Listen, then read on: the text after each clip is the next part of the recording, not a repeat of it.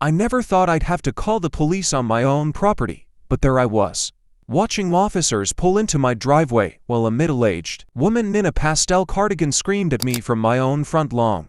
"He's trespassing. I want him removed immediately," she shrieked, jabbing a finger in my direction. The officers approached cautiously, clearly trying to make sense of the situation. One of them, a tall officer with kind eyes, asked me for identification. I calmly reached for my wallet and handed over my driver's license. "I just moved in last month," I explained. "This is my house. I have no idea who this woman is or why she thinks I'm trespassing." The woman's face turned an even deeper shade of red. "That's absolutely ridiculous. I'm the owner's wife. My husband and I have owned this property for years. This man is lying." Her voice cracked with indignation as she folded her arms across her chest. The second officer radioed in my information, while his partner tried to calm the situation. I stood there bewildered, but strangely confident. I knew the truth was on my side. A few minutes later, the radio crackled with a response, and the officer's expression changed. He turned to the woman with newfound sternness. "Ma'am, according to county records, this property was purchased by this gentleman 5 weeks ago. He is the legal owner." The woman's face went completely pale, as though someone had drained all the blood from her body in an instant. She opened her mouth, then closed it, then opened it again. No words came out. I had been saving for this house for nearly a decade. After years of apartment living and putting away every spare dollar I could, I had finally managed to buy my first home. It wasn't anything fancy, just a modest 3-bedroom in a nice suburban neighborhood with well-maintained lawns and friendly neighbors. Well, mostly friendly. The place had a homeowners association, which I knew meant certain rules and regulations,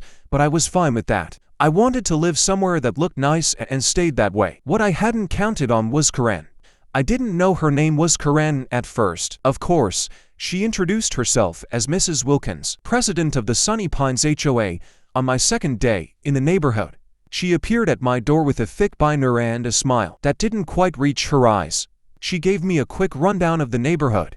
Rules: no trash cans visible from the street. Lawn must be mowed weekly. No vehicles parked on the street overnight. The usual stuff. I thanked her politely and promised to review the materials. But it didn't end there. 3 days later, while I was unloading some new furniture from a rental truck, she appeared again. "Excuse me, but deliveries are only permitted between 9 a.m. and 5 p.m. on weekdays," she said, even though it was only 4:30 on a Friday afternoon. I politely pointed this out, and she sniffed, muttering something about new people not understanding how things work around here before walking away. The incidents kept piling up. She left a note on my door about my grass being a 1/4 inch too long. She complained about the color of my garden hose. She even knocked on my door at 8 o'clock in the morning to inform me that my porch light had been left on all night, which was wasteful and against Section 12, Paragraph 4 of the HOA guidelines.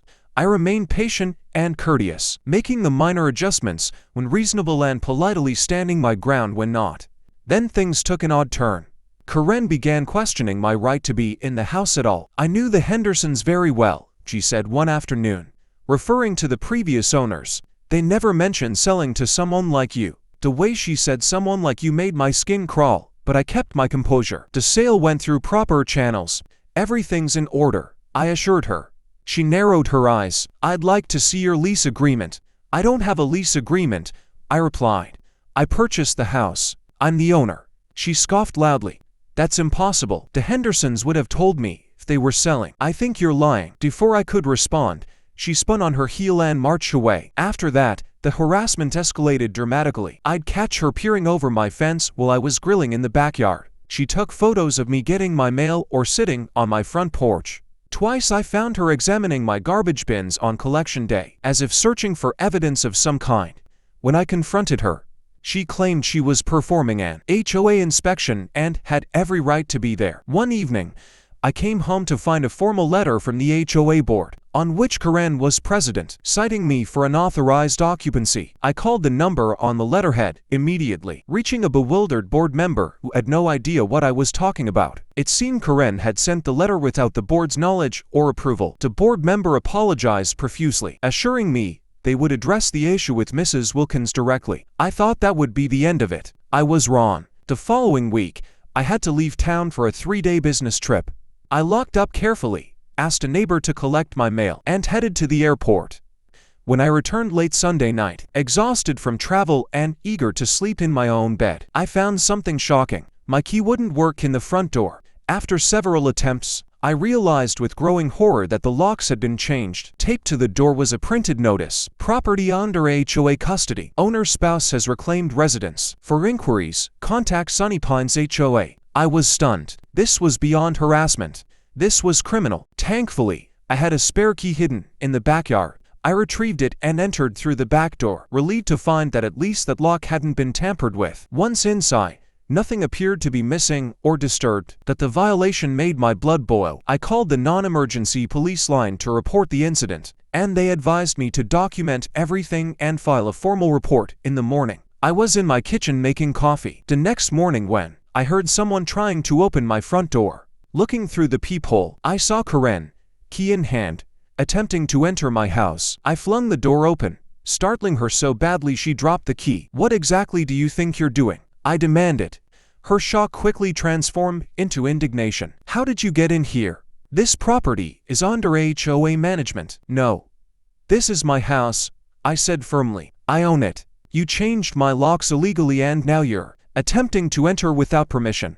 That's breaking and entering." Karen's face contorted with rage. "You're the one breaking and entering. I know for a fact that the Hendersons still own this house. Mrs. Henderson is a close personal friend of mine. She just asked me to keep an eye on things. You're trespassing, and I'm calling the police right now." She pulled out her phone and dramatically dialed 911. 911, "What's your emergency?" I could hear the dispatcher's voice from where I stood. "There's an intruder in my friend's house," Karen said, her voice shaking with what seemed like rehearsed fear.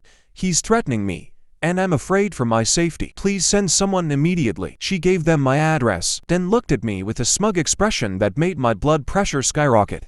"You're making a huge mistake," I told her calmly. "I have all the documentation proving I own this house." "We'll see about that," she snapped back. "The police will sort this out." Within minutes, two patrol cars pulled up. The officers approached cautiously, and Karen immediately launched into a dramatic retelling of events, claiming I had broken into the house and was squatting there illegally. "I'm the owner's wife," she declared boldly. "This man has no right to be here." One of the officers turned to me. "Sir, do you have any identification or proof of residence?" "Absolutely," I replied, maintaining my composure.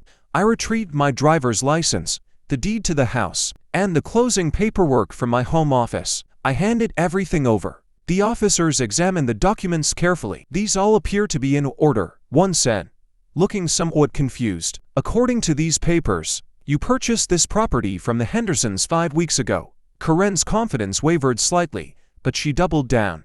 "That's impossible. Those documents must be forgeries.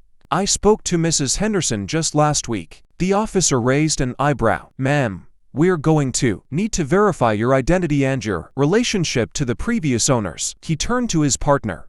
"Run a check on the property records, please."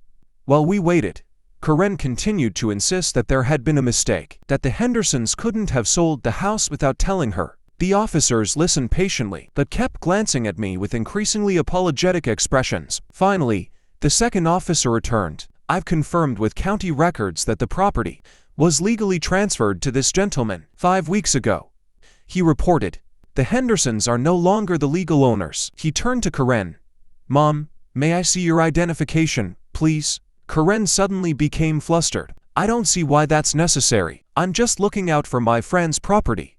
"Ma'am, you called 911, claiming to be the owner's wife and reporting an intruder," the officer said firmly. "That's a serious allegation. I need to see some identification." Reluctantly, Karen produced her driver's license. The officer examined it, then looked up with a stern expression. "Mrs. Wilkins, your address is 3 blocks from here. You're not related to the Hendersons, are you?" Karen began to backpedal rapidly. "Well, no, not technically, but we're very close friends. They would have told me if they were selling. There must be some mistake." "There's no mistake, ma'am," the officer replied. "Now I need to ask you, how did you get access to this house?" "The homeowner states that his locks were changed without his permission." Karen's face drained of color.